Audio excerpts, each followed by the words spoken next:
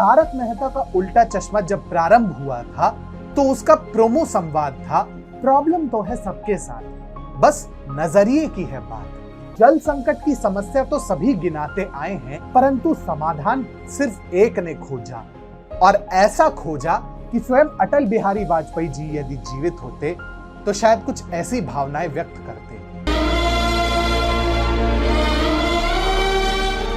नमस्कार, स्वागत है आपका TFI पर, भारत का सबसे बड़ा ऑल्टरनेट न्यूज मीडिया पोर्टल, और मैं अनिमेश पांडे आपको अवगत कराऊंगा कि कैसे प्रधानमंत्री अटल बिहारी वाजपेयी के स्वप्न को पूरा करने के लिए वर्तमान प्रधानमंत्री नरेंद्र मोदी के नेतृत्व में केंद्र सरकार ने नदी के जोड़ने की परियोजना को मूर्त स्वरूप देना प्रारंभ किया है। तो हम भी अविलंब प्रारंभ करते हैं।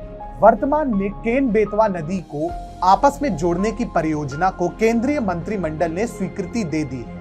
मध्य प्रदेश के मुख्यमंत्री शिवराज सिंह चौहान ने गुरुवार को केंद्र सरकार के इस निर्णय का स्वागत किया है और कहा है इससे राज्य के बुंदेलखंड क्षेत्र में विकास के नए द्वार खुलेंगे।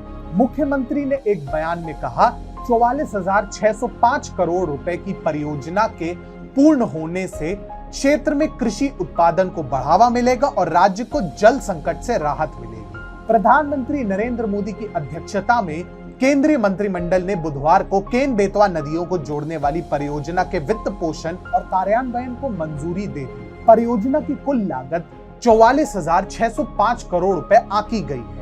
केंद्रीय कैबिनेट ने परियोजना के लिए 39,317 करोड़ रुपए के केंद्रीय समर्थन को स्वीकृति दी है, जिसमें 36,290 करोड़ रुपए का अनुदान और 3,027 करोड़ रुपए का ऋण शामिल है। इस परियोजना से मध्य प्रदेश और पड़ोसी उत्तर प्रदेश में जल संकट की कमी वाले बुंदेलखंड क्षेत्र को लाभ होगा। आधिकारिक बयान के अनुसार यह परियोजना प्रधानमंत्री के उस दृष्टिकोण को लागू करने हेतु अंतर्राज्यीय सहयोग की शुरुआत करेगी जो नदियों को जोड़कर सूखाग्रस्त क्षेत्रों में कृषि और उपयोगिता हेतु पानी की उपलब्धता सुनिश्चित करती है। शिवराज सिंह चौहान ने कहा कि इस परियोजना से मध्य प्रदेश के पन्ना, टीकमगढ़, छतरपुर, सागर, दमोह, दतिया, विदिशा, शिवपुरी और रायसेन जिलों एवं उत्तर प्रदेश के बांदा, महोबा, झांसी और ललितपुर को काफी लाभ होगा।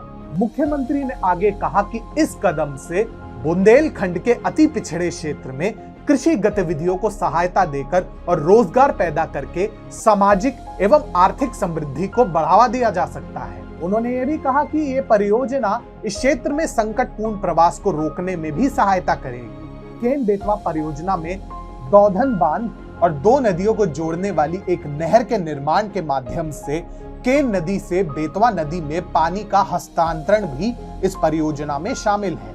आधिकारिक बयान में कहा गया है कि यह परियोजना 10.62 लाख हेक्टेयर भूमि की वार्षिक सिंचाई के साथ साथ लगभग 62 लाख की आबादी को पेयजल प्रदान करेगी और 103 मेगावाट जल विद्युत और 27 मेगावाट सौर ऊर्जा भी पैदा करेगी। इसमें कहा गया कि इस परियोजना को 8 वर्ष में अत्याधुनिक तकनीक के साथ लागू करने की आशा की गई है। अब नदियों को जोड़ने का प्रस्ताव प्रथम बार 2002 में केंद्र में अटल बिहारी वाजपेयी के नेतृत्व वाली NDA सरकार ने दिया था, परंतु ये कार्य अब तक पूर्ण नहीं हो सका क्योंकि राज्य जल बंटवारे के अनुबंधों पर मतभेदों को समाप्त करने में विफल रहे और आलसी नौकरशाही द्वारा मंजूरी रोक दी गई। समाचार एजेंसी ने बताया कि पीएम मोदी ने परियोजना के पहले चरण के लिए व्यक्तिगत रूप से स्वीकृति दे दी है, जिससे हजारों मेगावाट बिजली पैदा करने में भी सहायता मिलेगी। इसी कड़ी में सबसे पहला कदम केन बेतवा परियोजना के रूप में उठाया गया है। इस परियोजना के अंतर्गत उत्तर मध्य भारत में केन नदी पर एक बांध का निर्माण शामिल होगा, जिसे कर्णावती के नाम से भी जाना जाता है, और इसे उथले बेतवा से जोड़ने वाली 22 किलोमीटर की नहर भी बनाई जाएगी। ये दोनों नदियां भाजपा द्वारा शासित उत्तर प्रदेश और मध्य प्रदेश के विशाल क्षेत्रों से होकर बहती है। प्रधानमंत्री को आशा है कि यह परियोजना अन्य प्रस्तावित नदियों को जोड़ने वाली परियोजनाओं के लिए एक अनुपम उदाहरण बनेगी। नरेंद्र मोदी की कैबिनेट द्वारा इस परियोजना को स्वीकृति देना इस बात का प्रमाण है कि सरकार अटल बिहारी वाजपेयी के सपनों और भारत के चहुमुखी विकास के लिए कितनी प्रतिबद्ध है, और यदि अटल जी जीवित होते तो वे अपना आशीर्वाद मोदी सरकार को बारंबार देते।